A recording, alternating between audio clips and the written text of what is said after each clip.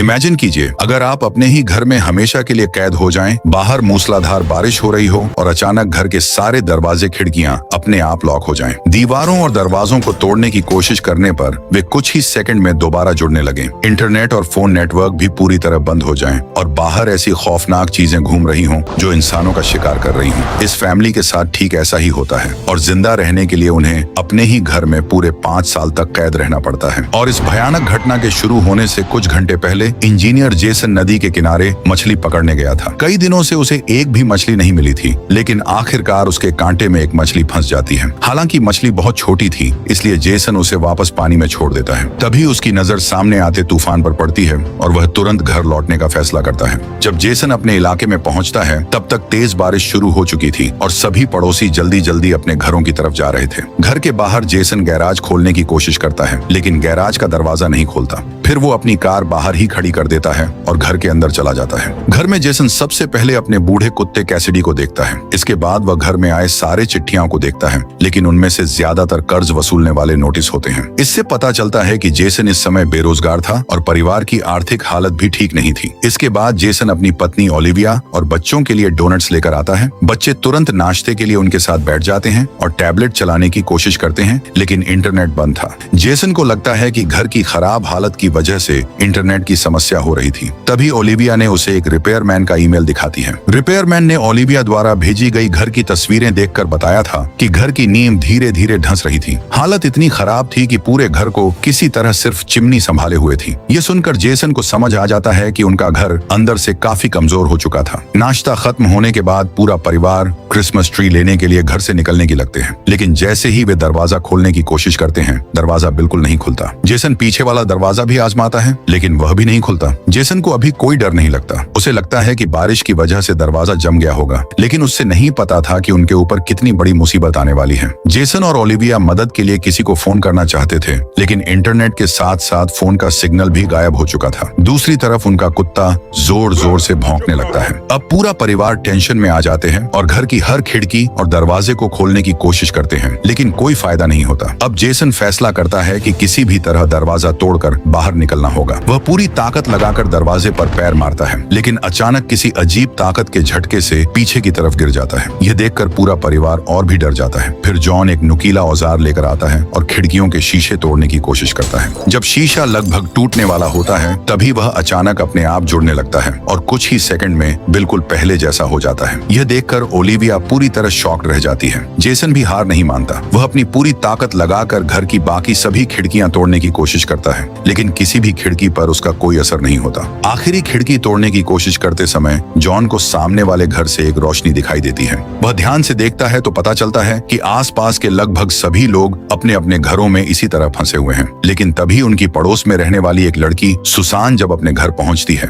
वह जैसे ही दरवाजा खोलने की कोशिश करती है, उसे पता चलता है कि उसका दरवाजा भी पूरी तरह लॉक हो चुका है। वह अंदर नहीं जा पाती। दूर से देखकर ऐसा लग रहा था कि वह शायद अपने परिवार के लिए मदद लेने जा रही है। यह देखकर जेसन और उसके परिवार को थोड़ी राहत मिलती है। उन्हें लगता है कि शायद वह लड़की बाहर से किसी तरह मदद ला सकेगी। वे लोग सोचते हैं कि जब तक सुसान मदद लेकर वापस आएगी, तब तक घर के अंदर ही थोड़ा समय बिता लेते हैं। जेसन और उसका परिवार खिड़की से बाहर अपने पड़ोसियों को देखते रहते हैं। पड़ोसी बड़े बड़े कागज पर लिखकर एक दूसरे से बात कर रहे थे। शुरुआत में सब कुछ ठीक लग रहा था, लेकिन तभी एक पड़ोसी कागज पर कुछ ऐसा लिखता है जिसे देखकर सब डर जाते हैं। वह पूछता है, क्या इस सब के पीछे सरकार का हाथ है? जेसन तुरंत लिखकर पूछता है, क्यों? इसके जवाब में पड़ोसी लिखता है कि शायद सरकार हमें किसी चीज से बचाने के लिए ऐसा कर रही है, लेकिन वह किस खतरे की बात कर रहा था ये किसी को समझ नहीं आता। जेसन को अब चिंता होने लगती है कि इन डरावनी बातों का उसके बच्चों पर बुरा असर पड़ सकता है। धीरे धीरे रात हो जाती है, लेकिन सुसान अभी तक वापस नहीं आती। अब परिवार की चिंता बढ़ने लगती है और उन्हें समझ नहीं आता कि अब क्या करें। रात में जेसन अपनी बेटी रूथ को सुलाने जाता है। रूथ को लगता है कि शायद इस अजीब बारिश की वजह से ही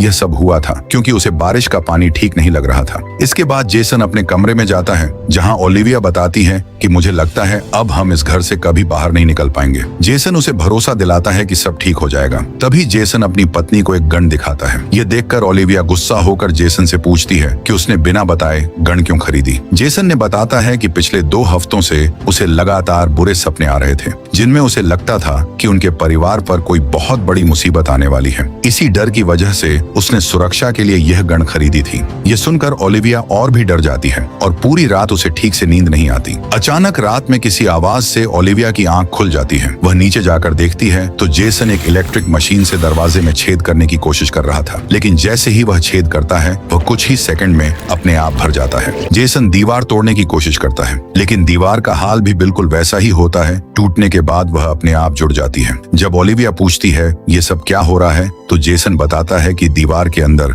एक अजीब सी पानी का घेरा बन गया है। इसी वजह से दीवार टूट नहीं रही और बाहर से ऑक्सीजन अंदर आ पा रहा है। अब जेसन पूरी तरह परेशान हो चुका था, क्योंकि बाहर निकलने का कोई रास्ता नजर नहीं आ रहा था। आखिरकार वह कहता है कि हमारे साथ जो कुछ भी हो रहा है ये सब इंसानों की बनाई हुई चीज नहीं थी। इसके पीछे कोई बहुत बड़ी और रहस्यमयी ताकत है। लगता है हमारा पड़ोसी सच कह रहा था। ओलिविया अंदर से बहुत ज्यादा डर गई थी, पर वो अपने बच्चों के लिए हिम्मत रखती है। वो जेसन से कहती है कि उसने दीवार में जो छेद किए हैं उसको छुपा दे। जेसन दीवार के उस गड्ढे पर एक बहुत बड़ी पेंटिंग लगा देता है। तभी उसे चिमनी के अंदर से कुछ अजीब आवाजें सुनाई देती हैं। वह अंदर झांक कर देखता है, लेकिन वहाँ कुछ भी दिखाई नहीं देता। अगली सुबह भी बारिश जारी रहती है और घर अब भी पूरी तरह बंद था। परिवार बैठकर सोचता है कि आगे उन्हें क्या करना चाहिए। बच्चों के पास खेलने के लिए काफी खिलौने थे, लेकिन ओलिविया और जेसन के पास समय बिताने के लिए सिर्फ कुछ पुराने रिकॉर्ड और 2 DVD थी। इसलिए वे बच्चों से कहते हैं कि अब उन्हें रोज का रूटीन वैसे ही चलाना होगा। खाने के मामले में परिवार पहले वही खाना खाने लगता है जो जल्दी खराब हो सकता था, और बाकी सामान बचाकर रखने लगते हैं। उन्हें पता था कि अब बाहर से नया खाना लाना आसान नहीं होगा। साथ ही वे पानी भी बचाकर स्टोर करने लगते हैं। लेकिन तभी उन्हें एक जरूरी बात याद आती है। उनका कुत्ता कैसिडी ज्यादा दिनों तक घर के अंदर नहीं रह सकता था। ऊपर से वह पहले से बीमार था और उसकी दवाई भी चल रही थी। अगर दवाई खत्म हो जाती तो नई दवाई लाना लगभग नामुमकिन था। उधर जेसन हर वक्त बच्चों का ध्यान दूसरी तरफ रखने की कोशिश करता है। वह उन्हें मछली साफ करना और पकाना सिखाता है और उनके साथ खिलौनों से खेलता है। इसी तरह पूरा एक हफ्ता बीत जाता है, लेकिन उनकी हालत में कोई सुधार नहीं होता। परिवार बहुत सोच समझकर खाना इस्तेमाल कर रहा था। यहाँ तक कि ओलिविया टमाटर काटने के बाद चाकू पर बचा पानी भी बर्बाद नहीं करती, बल्कि उसे एक डिब्बे में डालकर फ्रिज में रख देती है। साफ था कि ये लोग अपने बच्चों को जिंदा रखने के लिए हर छोटी चीज बचाने की कोशिश कर रहे थे। जेसन अभी भी बोर्ड पर लिखकर पड़ोसियों से बात करता रहता है। धीरे धीरे उसकी अपने पड़ोसी रिचर्डसन से दोस्ती हो जाती है। लेकिन जब रिचर्डसन को पता चलता है कि जेसन के घर में खाना खत्म होने लगा है, तो वह काफी हैरान हो जाता है। दिन बीतते जाते हैं। परिवार घर में डांस करता है, टीवी देखता है और बार बार बाहर निकलने की कोशिश करता है। लेकिन हर नया दिन उनके लिए पहले से ज्यादा मुश्किल होता जा रहा था। एक दिन रूथ अपने भाई ग्राहम के साथ बैठी होती है। तभी रूथ अचानक कहती है, मैंने देखा है वो वापस आ गई है। ग्राहम हैरान होकर पूछता है, किसकी बात कर रही हो? वो कहती है कि रेन वॉकर वापस आ गई है, क्योंकि वह हमेशा बारिश होने पर ही दिखाई देती है। उसका भाई ग्राहम रूथ को समझाता है कि शायद वो कोई जानवर होगा। बारिश की वजह से ठीक से दिख नहीं रहा। जब रात के खाने के समय बच्चे रोज रोज एक जैसा खाना खाकर परेशान हो जाते हैं। तभी रूथ सबको बताती है, मैंने बाहर एक औरत को देखा था जो हमारे घर के अंदर आने की कोशिश कर रही थी। चाहो तो ग्राहम से भी पूछ सकते हो। लेकिन ग्राहम तुरंत कहता है कि रूथ झूठ बोल रही है और अपने मन से कहानियां बना रही है। उसे बाहर कोई औरत दिखाई ही नहीं दी थी। लेकिन जेसन को लगता है कि शायद रूथ सच बोल रही है, इसलिए वह अपनी बेटी को लेकर डर जाता है। क्योंकि अब तक आधे से ज्यादा पड़ोसी मर चुके थे, इसलिए जेसन को शक होता है कि शायद बाहर दिखाई देने वाली वह औरत उनमें से किसी की आत्मा हो। अगली सुबह परिवार क्रिसमस के मौके पर एक दूसरे को तोहफे देता है। उनके पास नए तोहफे खरीदने का कोई तरीका नहीं था, इसलिए वे घर में मिली जुली चीजों को ही पैक करके एक दूसरे को देते हैं। फिर भी परिवार उन छोटे छोटे तोहफों के साथ अपनी छुट्टियों की खुशी बनाए रखने की कोशिश करते हैं। सब कुछ थोड़ा ठीक लगने लगता है, पर तभी एक ऐसी घटना होती है जो सब कुछ बदल देती है। जब सब लोग खुशी से टाइम बिता रहे थे, तभी रूथ खिड़की के शीशे से बाहर देखती है। उसे मिसेस रिचर्डसन नीचे गिरती हुई दिखाई देती है। जेसन तुरंत बच्चों को खिड़की से दूर ले जाता है। वहीं मिस्टर रिचर्डसन अपनी पत्नी के पास भागते हैं, लेकिन तब तक उनकी मौत हो चुकी होती है। उस दोपहर जेसन कैसिडी को बची हुई दवा देता है, क्योंकि अब उसके पास दवा बहुत कम बची थी। आधी रात को रूथ की नींद खुलती है। वह अपने खिलौने लेने लिविंग रूम में जाती है। तभी उसे खिड़की के पास कुछ हलचल महसूस होती है। वह पर्दा हटाकर बाहर देखती है तो खून से लथपथ सुसान हाथ में चाकू लिए मदद मांग रही होती है। रूथ डरकर जोर जोर से चीखने लगती है। आवाज सुनकर पूरा परिवार जाग जाता है। सुसान लगातार दरवाजे और खिड़कियां पीटते हुए अंदर आने की कोशिश करती है। वह घबराकर कहती है, सब मर चुके हैं, उन्हें तुम्हें देखने मत देना। तभी अचानक अंधेरे में से कोई रहस्यमयी चीज आती है और सुसान को खींचकर वहां से ले जाती है। परिवार डरकर बाहर देखता है तो सड़क पर कई अजीब और डरावने जीव घूमते हुए दिखाई देते हैं। कुछ ही देर बाद एक तेज रोशनी पूरे इलाके में फैल जाती है। जब रोशनी गायब होती है तो सुसान और सारे जीव भी वहां से गायब हो चुके होते हैं। जेसन तुरंत पर्दे बंद कर देता है। इसके बाद वह रूथ की बनाई हुई ड्राइंग्स देखता है। रूथ बताती है कि उसे बाहर दिखा वह जीव डरावना नहीं बल्कि शांत लगा था। लेकिन जेसन उसे समझाता है कि बाहर जो भी है वह इंसानों के लिए बहुत खतरनाक है, इसलिए अब से किसी को भी खिड़की के पास नहीं जाना है। उस रात पूरा परिवार एक साथ सोता है। कुछ देर बाद जेसन बाहर देखता है और उसे पता चलता है कि मिस्टर रिचर्डसन की भी मौत हो चुकी है। एक दूसरे घर पर लिखा होता है कि वहाँ रहने वाले लोगों की दवा खत्म हो चुकी है। वहीं दूसरी तरफ वह कपल जो इस मुसीबत के समय एक दूसरे के घर में फंस गया था, लगातार आपस में झगड़ रहा होता है। इस बीच बच्चे खुद को बिजी रखने के लिए एक्सरसाइज करने लगते हैं। ग्राहम सिर्फ दौड़ लगाता है, जबकि रूथ घर में मौजूद कपड़े की पट्टियों से एरियल सिल्क जैसी एक्सरसाइज करने लगी। एक्सरसाइज की वजह से घर में दरारें आने लगती हैं। वह भागकर तुरंत अपने मम्मी पापा को बताती है। इसके बाद सब लोग ध्यान से देखते हैं और उन्हें पता चलता है कि घर की चिमनी में एक जगह थोड़ी खाली है। रूथ कहती है कि शायद छत के रास्ते बाहर निकला जा सकता है, क्योंकि यही एक रास्ता खुला हुआ है। लेकिन ओलिविया उसे समझाती है कि वह जगह किसी बड़े इंसान का वजन नहीं सह पाएगी। रूथ कहती है, मेरा वजन कम है, मैं ऊपर जाकर देख सकती हूँ। जेसन और ओलिविया उसे मजबूत रस्सी से अच्छी तरह बांध देते हैं ताकि वह ऊपर जा सके और जरूरत पड़ने पर उसे वापस नीचे खींच सके। जब रूथ धीरे धीरे ऊपर चढ़ती है तो वह बताती है कि चिमनी के अंदर जगह जगह दरारें हैं। वह अपनी मम्मी से कहती है कि रस्सी को बिल्कुल न छोड़ें। कुछ देर की कोशिश के बाद रूथ आखिरकार ऊपर पहुंच जाती है। वह खुशी से कहती है, मुझे बाहर की हवा महसूस हो रही है। लेकिन तभी अचानक बाहर का मौसम बेहद खराब हो जाता है। तेज हवा और बारिश शुरू हो जाती है। ऐसा लगता है जैसे बाहर की दुनिया उन्हें बाहर निकलने ही नहीं देना चाहती। डरकर जेसन और ओलिविया ने तुरंत रूथ को नीचे खींच लेते हैं ताकि उसको कुछ हो ना जाए। लेकिन तभी परिवार को कैसिडी के रोने की आवाज सुनाई देती है। उसकी दवाई खत्म हो चुकी थी और ऊपर से बूढ़ा और काफी कमजोर हो चुका है। वह बच्चों से कहती है कि आखिरी बार उसे गले लगाकर प्यार कर लो, क्योंकि अब शायद कुछ ही घंटों में सब खत्म हो जाएगा। इसके बाद वह बच्चों को कमरे में ले जाती है। जेसन ओलिविया से म्यूजिक तेज करने के लिए कहता है ताकि बच्चों को बाहर की आवाज सुनाई न दे। जेसन ने आखिरकार फैसला कर लिया था कि वह अपने बूढ़े और बीमार कुत्ते को गोली मारकर उसकी तकलीफ खत्म कर देगा। भारी मन से वह कुत्ते को गोली मार देता है। यह पल जेसन के लिए बेहद दर्दनाक था। ओलिविया उसके पास आकर उसे संभालती है। वह कहती है, तुमने सही किया। वह बहुत दर्द में था और पता नहीं कब तक ऐसे ही तड़पता रहता। अब ओलिविया कहती है कि उन्हें कुत्ते की बॉडी को किसी तरह ठिकाने लगाना होगा। दोनों बहुत दुखी होते हैं और आखिर में डिसाइड करते हैं कि उसे चिमनी की आग में जला देंगे। जेसन भारी मन से उसके शरीर को छोटे छोटे हिस्सों में काटता है, लेकिन जैसे ही वह उसे चिमनी में डालने वाला होता है, उसकी नजर बाहर एक लोमड़ी पर पड़ती है। जेसन सोचता है कि इसे जलाने से अच्छा है कि इसका मांस लोमड़ी को दे दिया जाए। वह मांस बाहर फेंक देता है, लेकिन लोमड़ी उसे खाने के बजाय वहां से चली जाती है। जैसे जैसे हफ्ते गुजरते जाते हैं, हालात और भी खराब होते जा रहे थे। परिवार बारिश शुरू होते ही सारे पर्दे बंद कर देता है और खिड़कियों से दूर रहने लगता है। एक दिन रूथ को याद आता है कि वह अपनी पौधा खिड़की के पास छोड़ आई है। जैसे ही वह उसे लेने जाती है, बाहर मौजूद डरावनी जीव अचानक खिड़की पर जोर जोर से हमला करने लगता है और पहली बार पूरा परिवार उसे देखता है। उसकी परछाई बहुत ही डरावनी थी। उसके बहुत सारे हाथ और पैर थे। पूरा परिवार डरकर वहीं जम जाता है। कुछ देर तक उसकी भयानक दहाड़ सुनाई देती है, लेकिन अच्छा हुआ कि वह वहां से चला गया। ऐसे ही उस घर में रहते रहते 3 महीने बीत जाते हैं। अब घर की लाइट बार बार टिमटिमाने लगा और खाने का सामान भी लगभग खत्म हो चुका था। एक दिन खाना खाते वक्त रूथ भूख की वजह से रूथ रोने लगती है, लेकिन ओलिविया उसे फ्रिज खोलने से रोक देती है। जेसन ओलिविया से कहता है कि उसे देखने दो, तो वह पीछे हट जाती है। रूथ खाना लेने के लिए फ्रिज खोलती है और सबको एक बहुत बड़ा झटका लगता है। फ्रिज बिल्कुल खाली था। किचन के सारे डब्बे खाली थे। उनका सारा बचा हुआ खाना खत्म हो चुका था। यह देखकर सबकी हिम्मत टूट जाती है। ओलिविया दुख के मारे जमीन पर गिर जाती है। वहीं ग्रैहम अपने फिश टैंक के सामने खड़ा होकर जोर जोर से रोने लगता है, जबकि रूथ अपने बिस्तर पर बैठकर रोने लगती है। जेसन बच्चों को भरोसा दिलाता है कि वे किसी तरह बच जाएंगे, लेकिन अंदर से उसे भी डर था कि कहीं उसे अपने बच्चों को अपनी आंखों के सामने मरते हुए न देखना पड़े। तभी ग्राहम अपनी पालतू मछली लेकर आता है। वह उसे खाने के लिए लाया था। रूथ भी उनके पास आ जाती है और पूरा परिवार एक दूसरे को गले लगाकर हिम्मत देता है। कुछ देर बाद बाहर से आवाज आती है। जेसन खिड़की से देखता है कि लोमड़ी कुत्ते का बचे हुए हिस्से को खा रहा है। ये देखकर जेसन के दिमाग में एक आइडिया आता है। वह स्केटबोर्ड और घर में पड़ी कुछ चीजों से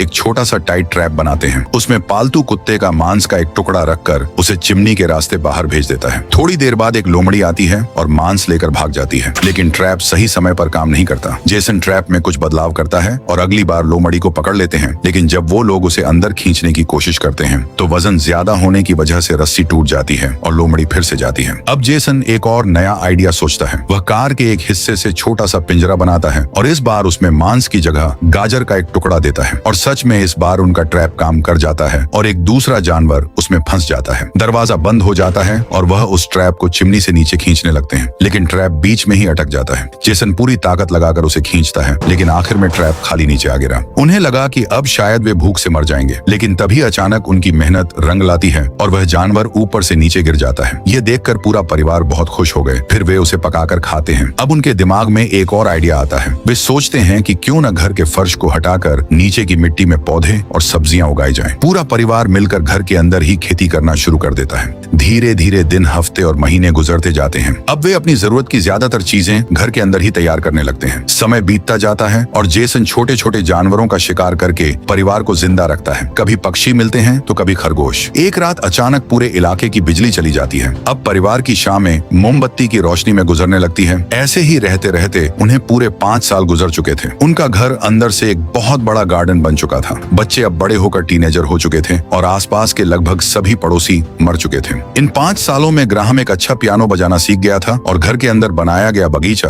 अब लिविंग रूम के ज्यादातर हिस्से में फैल चुका था। परिवार बारिश के पानी को एक प्यूरीफायर की मदद से साफ करके इस्तेमाल करता था। वहीं जेसन ने अपने बनाए हुए ट्रैप को भी बेहतर कर दिया था, जिससे अब वे खुद ही जानवर पकड़ लेते थे। बाहर पूरा इलाका जंगल जैसा बन चुका था और सड़कों पर जंगली जानवर घूमते रहते थे। लेकिन एक दिन जेसन को एहसास होता है कि उनका घर तेजी से टूट रहा है। उसे लगता है कि जिस अजीब ताकत ने उन्हें इतने सालों से घर के अंदर कैद कर रखा है, वही घर को भी किसी तरह जोड़े हुए हैं। अगर ऐसा ही चलता रहा तो घर कभी भी पूरी तरह गिर सकता है। जेसन तुरंत पूरे परिवार को गैराज में बुलाता है और उन्हें दिखाता है कि उसने उनकी पुरानी कार को ठीक कर लिया है। लेकिन ग्राहम को यह सब बेकार लगता है। जेसन उसे डांटते हुए समझाता है कि उन्हें मानसिक रूप से मजबूत रहने के लिए हमेशा कुछ न कुछ काम करते रहना होगा। साथ ही अगर कभी बारिश रुकती है और बाहर निकलने का मौका मिलता है तो उनके पास जरूरी औजार और सामान तैयार होना चाहिए। ग्राहम गुस्से में वहाँ से चला जाता है। ओलिविया भी जेसन से कहती है कि इतने साल कैद में रहने की वजह से उनके बच्चों का बचपन खत्म हो गया है। वह जेसन से कहती है कि उसे हर समय सिर्फ परिवार को बचाने वाला इंसान बनने के बजाय एक पिता की तरह भी उनके साथ रहना चाहिए था। बाद में जेसन रूथ से कहता है कि वह अटारी की खिड़की पर अपनी पौधा लगाना बंद करे, क्योंकि इससे बाहर मौजूद मॉन्स्टर उन्हें देख सकते हैं। दोनों के बीच बहस होने लगती है।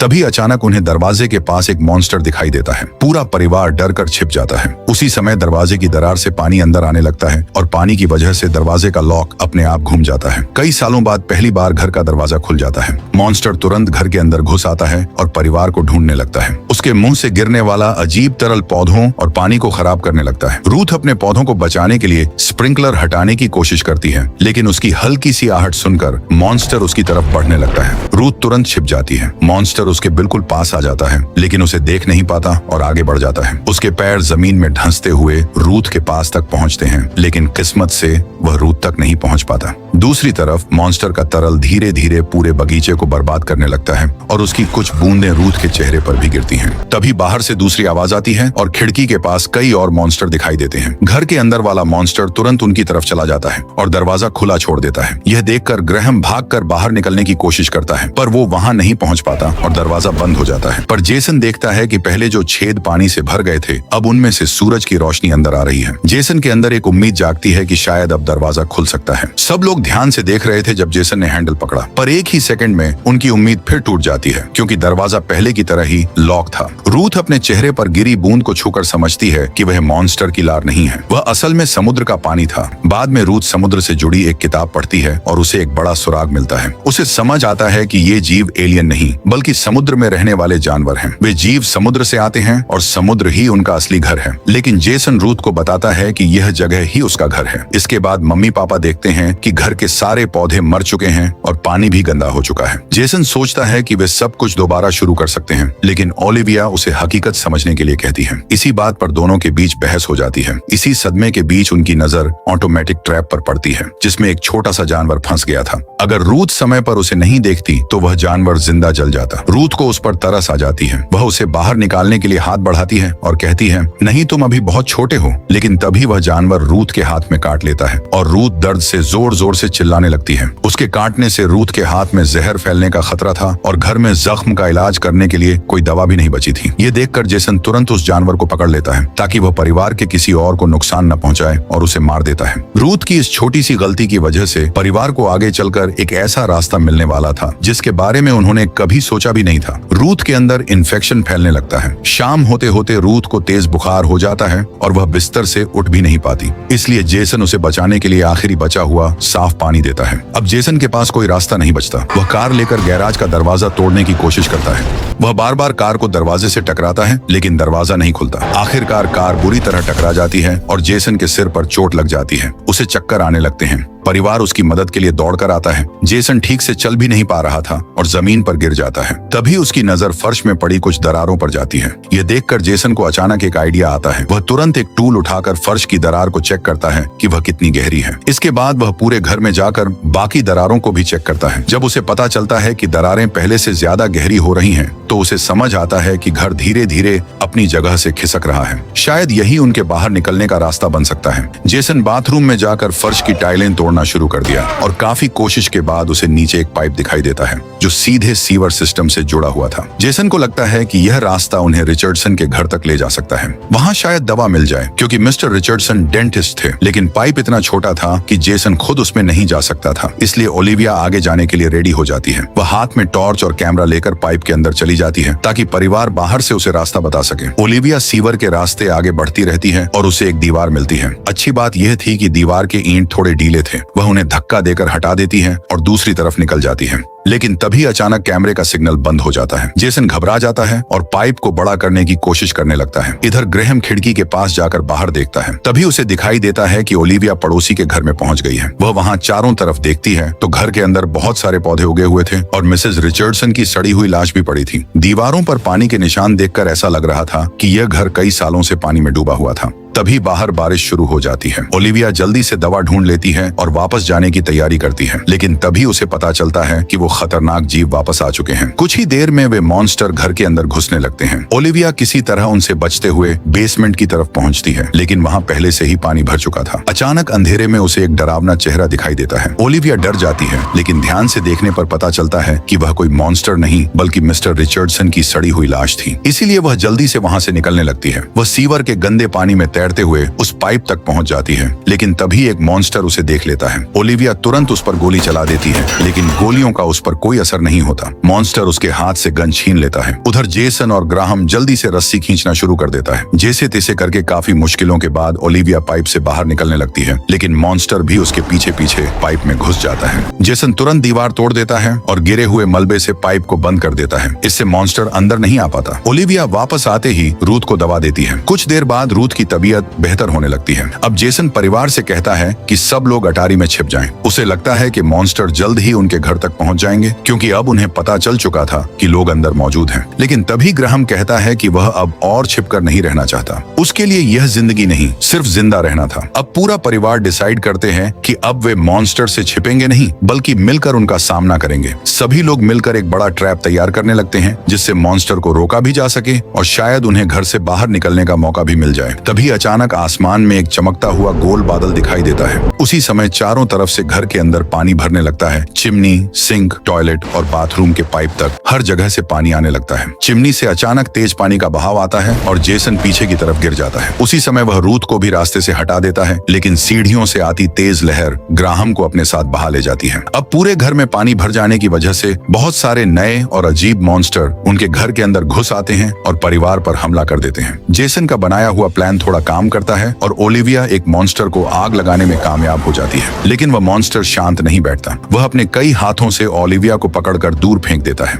इसके बाद वह जेसन की तरफ बढ़ता है और उस पर भी हमला कर देता है। पूरा परिवार एक जगह इकट्ठा हो जाता है। तभी ग्राहम कहता है, आप सब जल्दी से ऊपर जाओ, मैं नीचे से सारे जरूरी सामान लेकर आता हूँ। पापा उस पर भरोसा करते हैं, लेकिन ओलिविया बहुत डर जाती है। उसे देखकर ऐसा लगता है जैसे वह उसे आखिरी बार देख रही हो। फिर भी ग्राहम हिम्मत करके पानी में तैरता हुआ नीचे जाता है और जरूरी सामान उठा लेता है, लेकिन तभी मॉन्स्टर उसका पीछा करने लगता है और उसे पकड़ने ही वाला होता है। उसी वक्त पर जेसन उसे ऊपर खींच लेता है और ग्राहम बच जाता है। अब पूरा परिवार घर की सबसे ऊपरी मंजिल तक पहुंच जाता है, लेकिन वहां की खिड़कियां भी लॉक होती हैं। उन्हें समझ नहीं आता कि अब बाहर कैसे निकलें। उधर पानी बहुत तेजी से बढ़ रहा था और मॉन्स्टर लगातार उन पर हमला कर रहे थे। तभी उनका आधा प्लान काम कर जाता है। वे घर की नालियों का रास्ता खोल देते हैं, जिससे पानी तेजी से नीचे जाने लगता है। इसी दौरान जेसन के बनाए हुए ट्रैप की मदद से सबसे बड़ा मॉन्स्टर मोटी मोटी जंजीरों में फंस जाता है। लेकिन जैसे ही पानी का बहाव कम होता है, तेज बहाव की वजह से परिवार का हर सदस्य अलग अलग जगह जा गिरता है। है और सभी एक दूसरे से बिछड़ जाते हैं। आखिरकार जब सब किसी तरह खड़े होकर दरवाजे के पास पहुंचते हैं तो उन्हें देखकर झटका लगता है।